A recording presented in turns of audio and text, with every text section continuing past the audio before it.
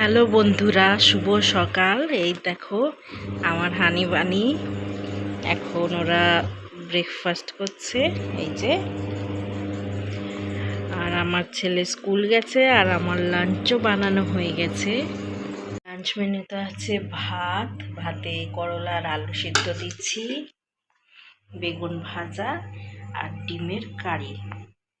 আর এটা ছেলের জন্য সব রকম সবজি দিয়ে আলাদা করে ডিম বানিয়েছি। Good evening friends.